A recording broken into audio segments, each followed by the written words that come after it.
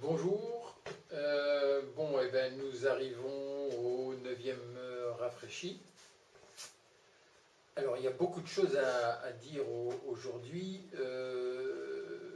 parce que effectivement, on va démarrer le pain dans pas longtemps et j'ai quand même quelque chose des petites choses à vous remémorer parce que il va falloir le faire. Alors, le rafraîchi numéro 9, il arrive un jour après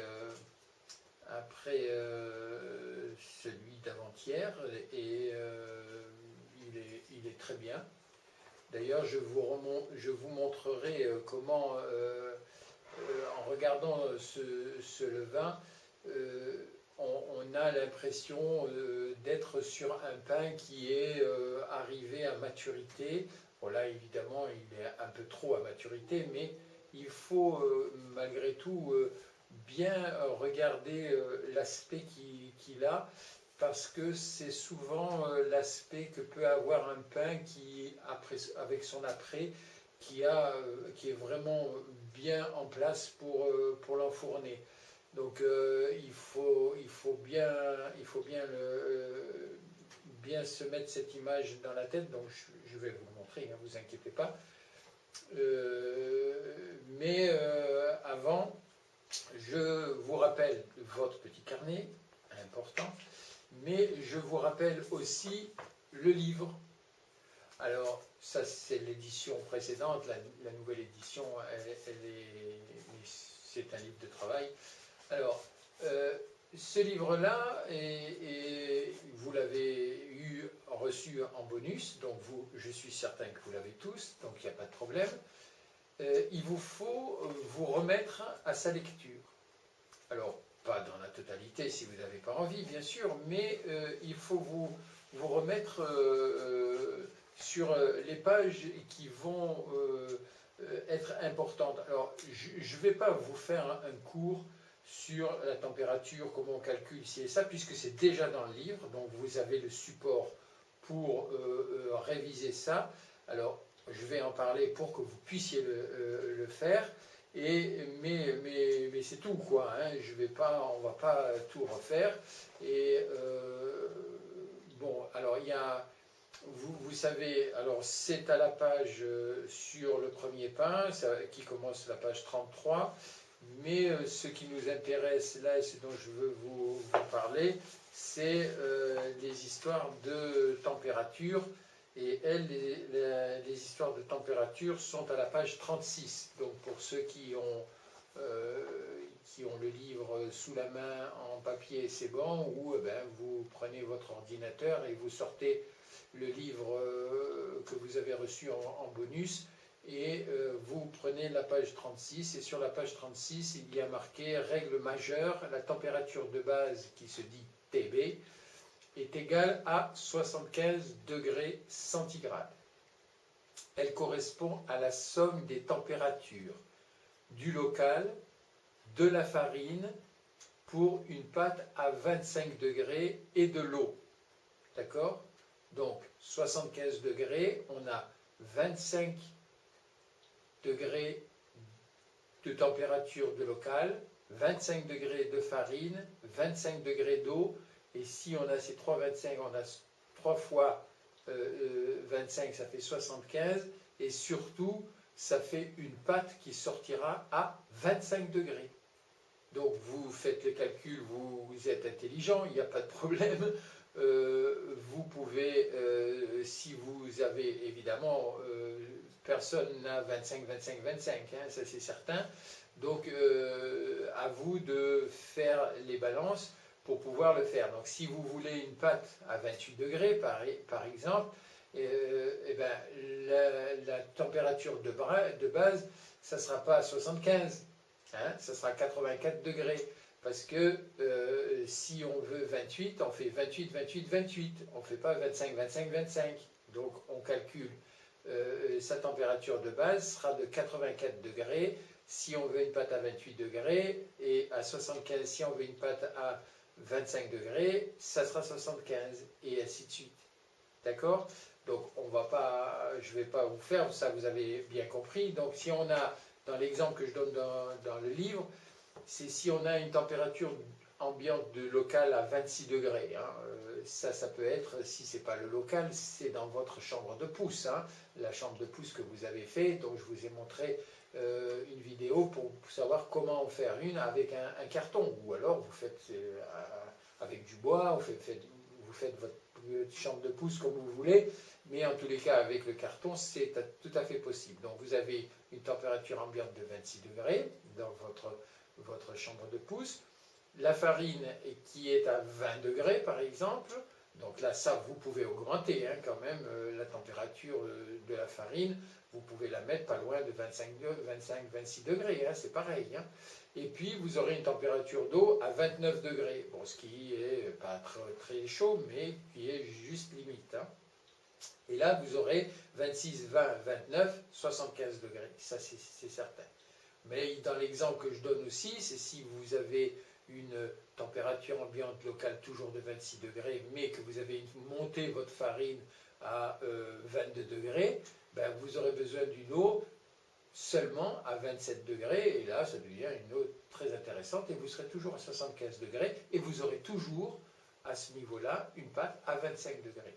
Donc ça c'est ce que le livre dit, donc vous le retrouvez dans le livre, donc vous révisez ça et vous faites vos calculs vous-même. Hein, c'est pas très compliqué. Après, il y a aussi dans ces pages-là pour faire le pain de 1 kg avec tous les calculs. Hein, donc, vous voyez surtout l'utilisation du levain, entre 400 et 600 grammes de levain par litre d'eau de coulage. Alors, qu'est-ce que c'est que l'eau de coulage? L'eau de coulage, c'est l'eau qui va servir à faire le pain. Hein, c'est l'eau qui coule dans le pétrin pour pouvoir faire le pain. Donc, on appelle eau de coulage.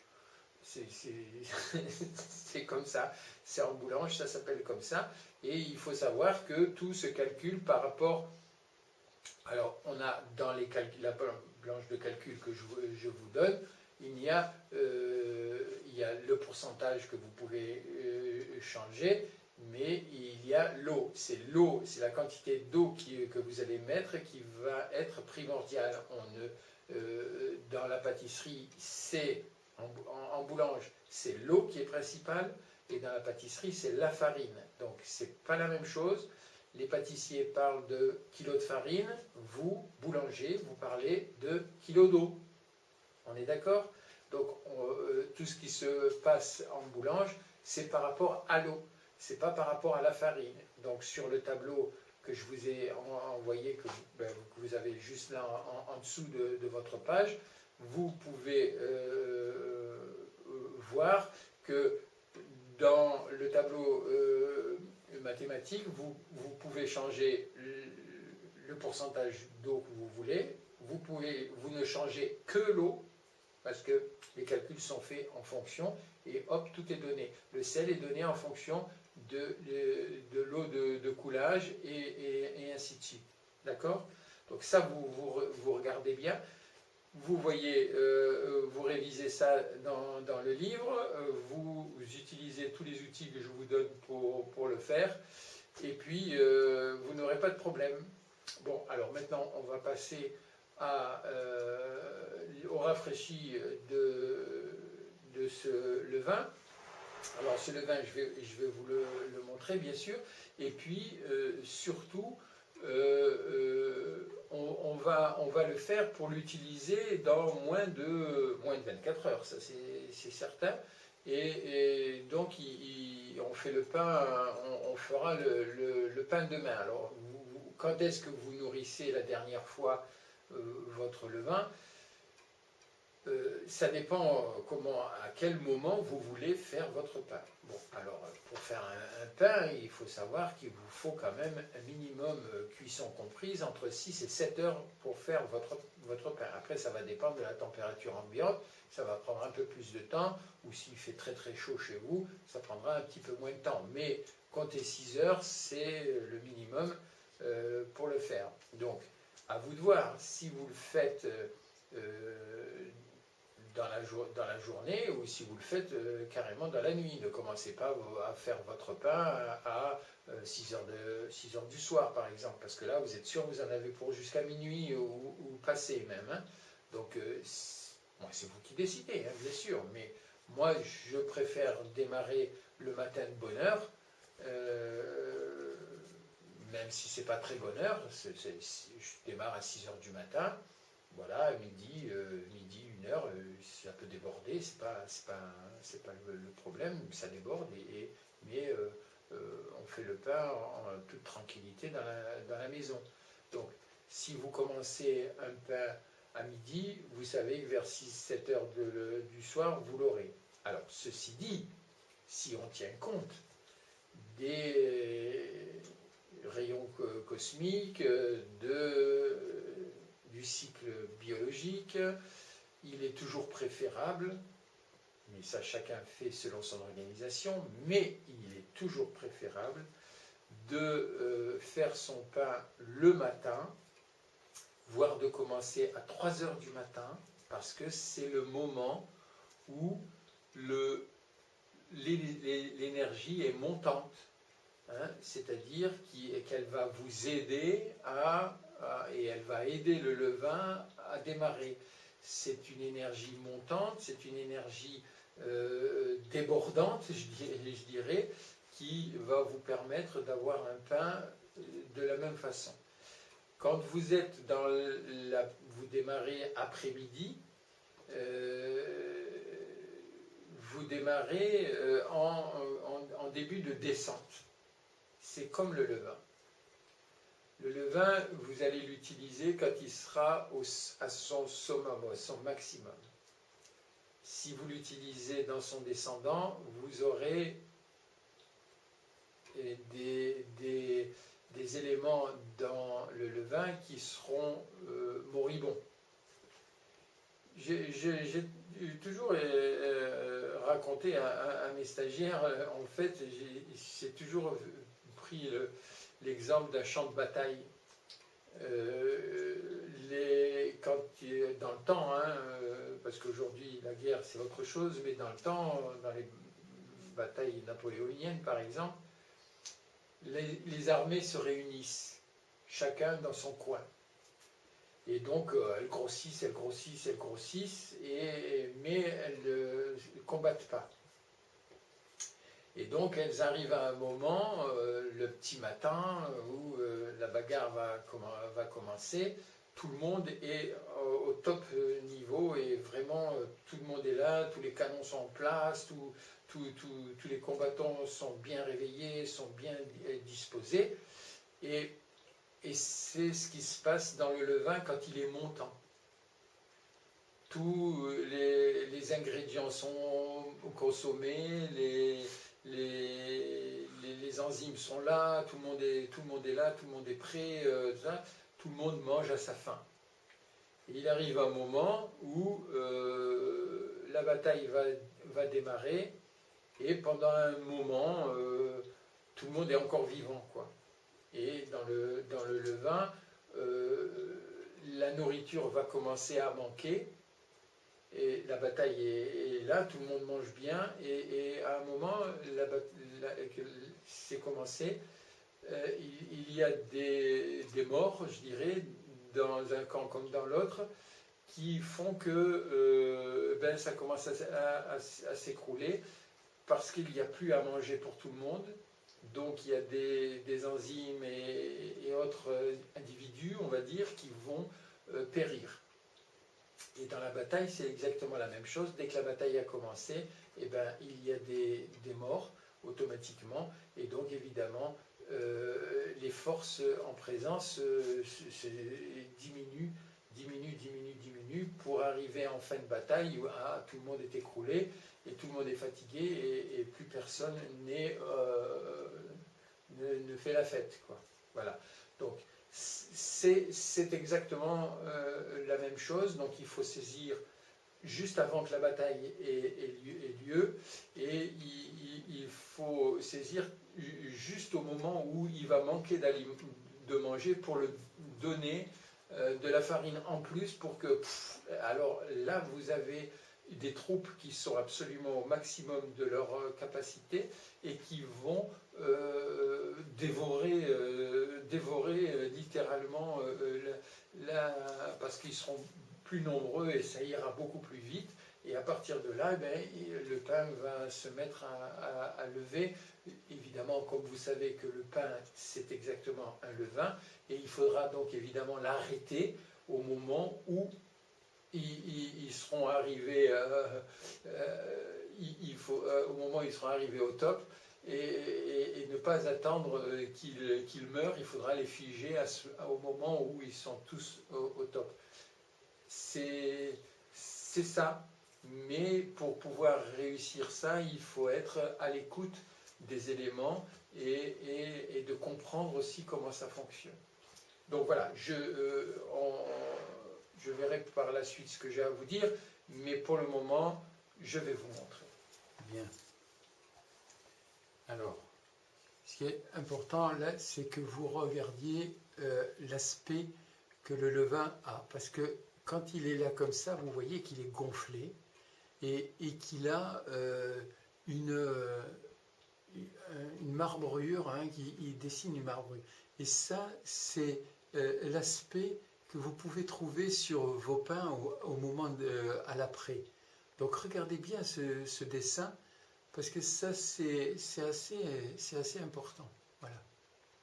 Hein? Donc évidemment, après, on a le levain, on le voit bien, hein, il est là. Hein. C'est pas très original, mais voilà.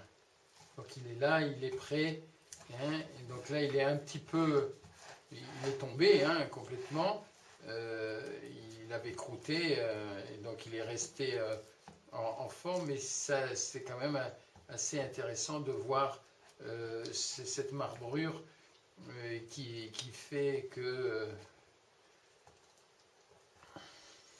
voilà. Donc là on va faire la même chose, on va le nourrir de manière à ce qu'il ait 1 kg, hein. Là il est à 850 grammes, hein. J'ai rajouté hier. Donc aujourd'hui, on va rajouter, pour faire 1 kg ou un peu plus, c'est pas grave, hein. Et on va le laisser digérer ça toute la nuit, hein, parce que là on est pas mal, on est en avance, hein, donc, et comme ça on pourra l'utiliser au maximum dans 12 heures. Il sera bien fait parce qu'il fait bon dans la maison. Il aura 12 heures de voilà, enlimer l'eau. Il aura 12 heures de vie, donc et puis donc on l'utilisera pour faire son pain, quoi.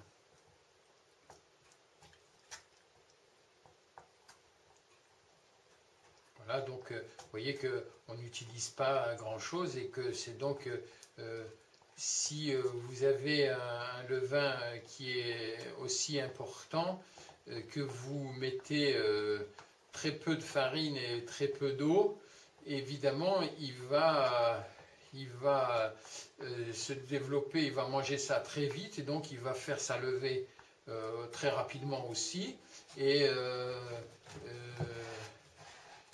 il fait sa levée très rapidement, ce qui fait que vous n'aurez pas à attendre grand temps pour pour l'utiliser. Plus vous mettez de farine et d'eau, et plus il faudra attendre qu'il fasse sa levée. Hein. Voilà, ça c'est aussi une indication dans le temps qu'il vous faut connaître pour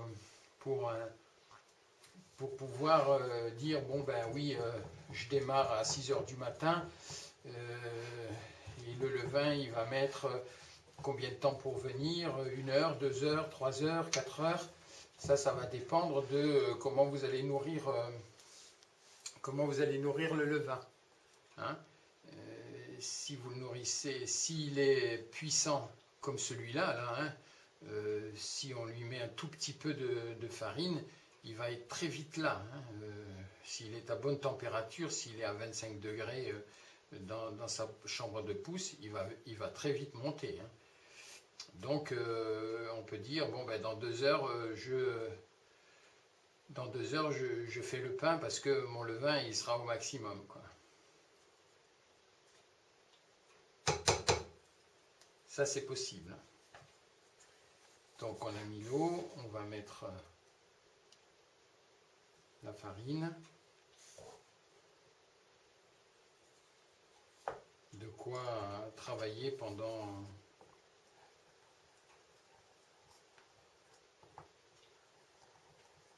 12 heures à peu près, et puis pour faire votre quantité, alors si vous faites un pain de 1 kg, un pain de 2 kg, hein, parce que dans un four d'une gazinière, on ne peut pas faire vraiment un pain, on peut faire 2,5 kg éventuellement, c'est le maximum que moi je fais en tous les cas, je ne fais pas plus gros, 2,5 kg c'est déjà un beau pain, et il faut qu'il puisse cuire et dans un four, quoi. Donc c'est pas la peine de vous faire des gros pains qui ne sont pas cuits, et plutôt faire des 2 kilos quand vous aurez bien l'entraînement sur 1 kilo, sur la cuisson. Ben, vous ferez des 2 kilos qui seront eux cuits bien comme il faut à cœur, et qui n'auront pas une partie de leur pâte, comment dire, pas cuite, ou très peu cuite, quoi. Bon, mais ça on verra ça pour la cuisson, pour savoir comment déterminer le bon temps de cuisson quand on y sera. Hein. Là, pour le moment, on détermine comment le faire. Mais c'est important aussi, c'est de réussir la cuisson de sa pâte. Évidemment, voilà.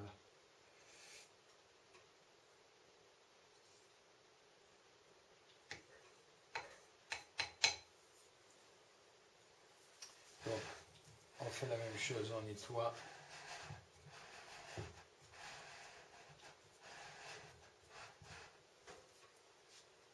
Et voilà, c'est fini. Donc là, c'est pas très liquide, mais c'est la bonne consistance, hein, pour un pain qui va mettre 12 heures pour arriver. Donc demain matin, il sera parfait pour démarrer son pain.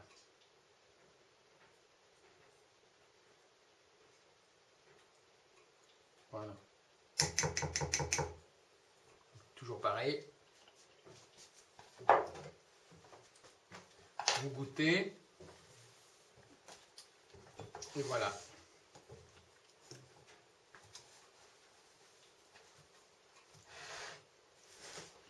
Voilà, le 9e rafraîchi a été fait. On commence donc la descente, je dirais, sur la réalisation du pain.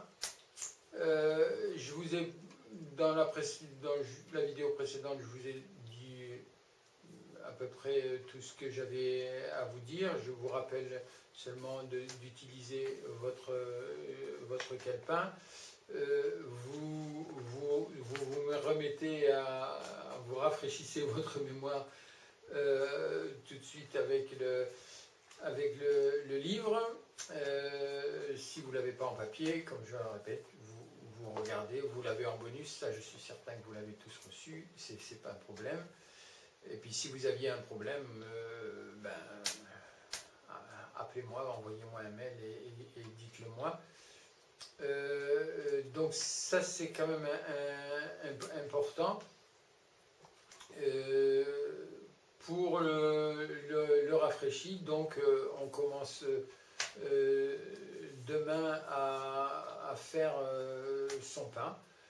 Donc on fait un pain de 1 kg. Donc vous relisez aussi la même chose.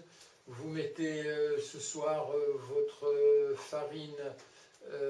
Donc je pense que c'est autour des 590 à 600 grammes de farine dans un récipient qui va être à température ambiante dans la maison. Tous vos récipients, vous les mettez dans votre laboratoire naturel de votre cuisine, de manière à ce que vous ayez tous les instruments qui soient en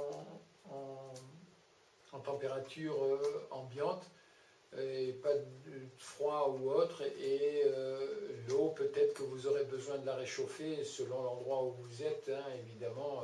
Pour Jocelyne qui est au Canada, ça va être il va falloir réchauffer l'eau, et pour éventuellement Michel qui est en Angola, ça, il faudra peut-être la rafraîchir, je ne sais pas, mais en tous les cas, voilà les extrêmes. Il faudra faire selon, il faudra ajuster selon vos critères de base.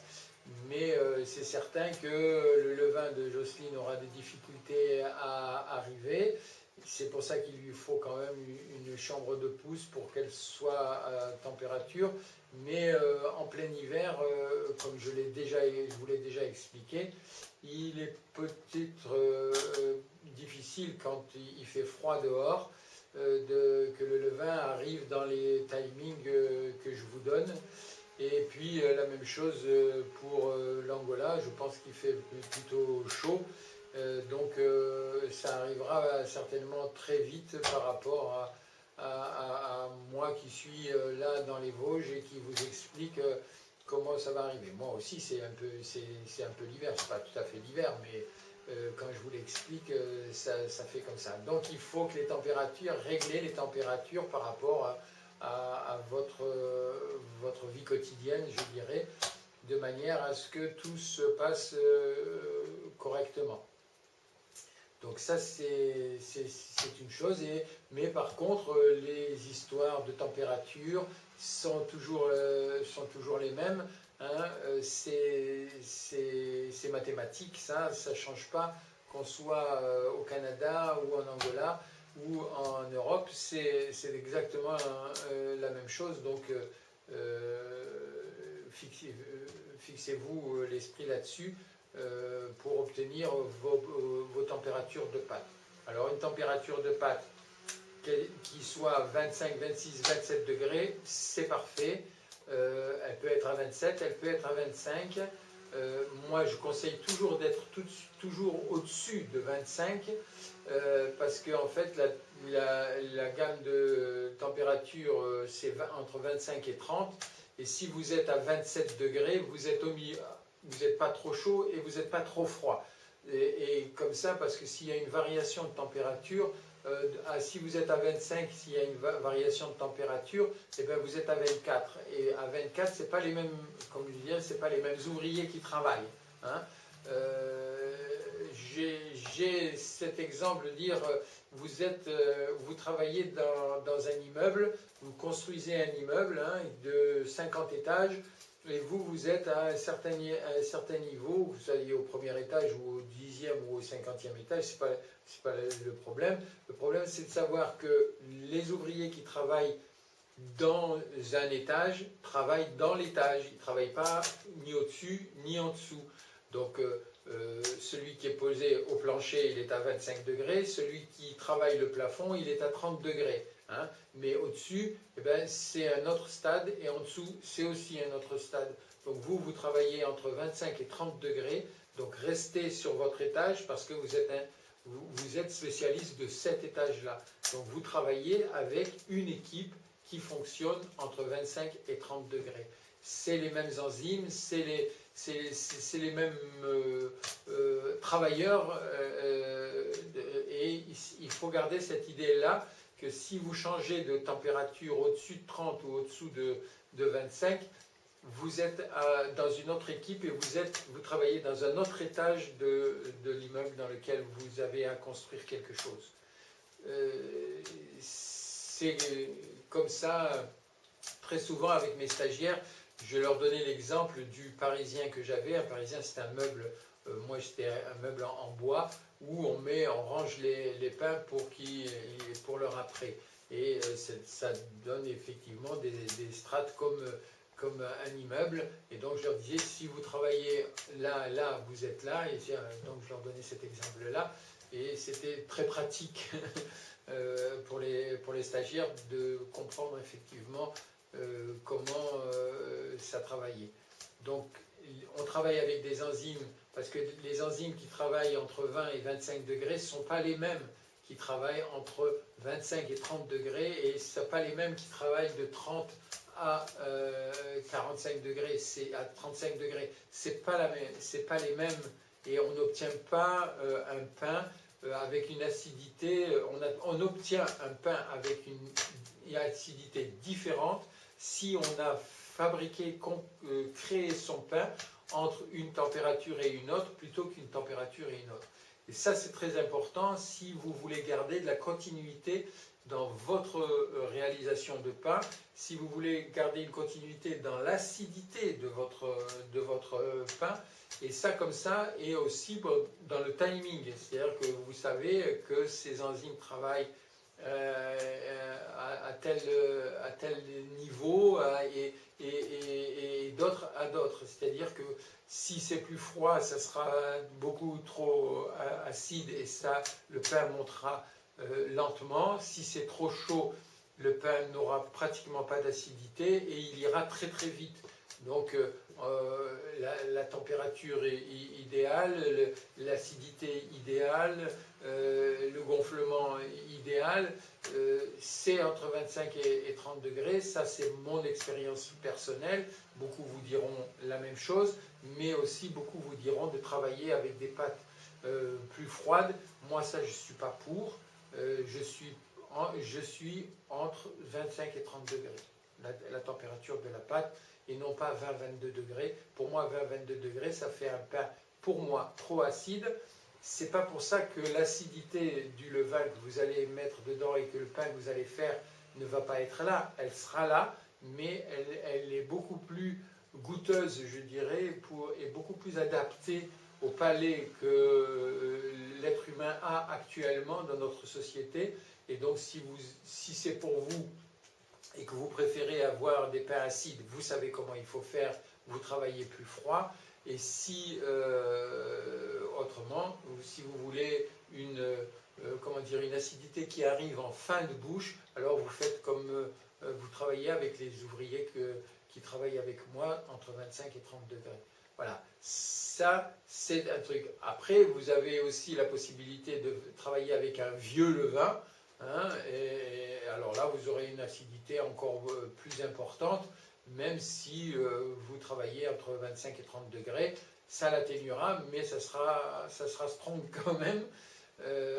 Moi, je vous parle c'est ce que M. Parmentier nous conseillait, c'était de travailler avec du levain jeune, c'est-à-dire tout en haut, un levain jeune et en quantité. Donc la quantité, c'est 600 grammes par litre d'eau de coulage ou 400 grammes par litre d'eau de coulage. Si vous êtes trop chaud, vous travaillez à 400 grammes. Si vous êtes normal en hiver, en tous les cas, on travaille à 600 grammes. Si vous mettez plus de levain dans la création de votre pain. Vous aurez un pain qui va avoir le goût de levain très vite. C'est pas bon. Pour la santé, c'est pas bon. Il faut que le pain ait un goût de pain et non pas un goût de levain, d'une part. D'autre part, vous aurez un pain, si vous en mettez trop, vous aurez un pain qui va s'effriter. La mie va s'effriter vraiment en petites boules.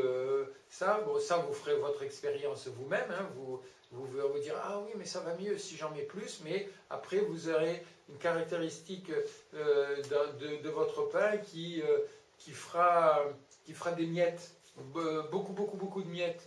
Or, le pain que l'on fait normalement a des miettes normales, mais pas trop. Et si vous mettez trop de levain, vous allez avoir une quantité de miettes. Votre pain, ce sera que de la miette. Donc, c'est pas à conseiller, mais c'est à expérimenter. Vous l'expérimenterez, mais vous l'expérimenterez quand vous pourrez expérimenter, c'est-à-dire que vous saurez faire votre pain parfaitement comme je vous l'ai appris. Il faut d'abord faire ce que l'on vous apprend avant d'essayer ses propres expériences. Hein.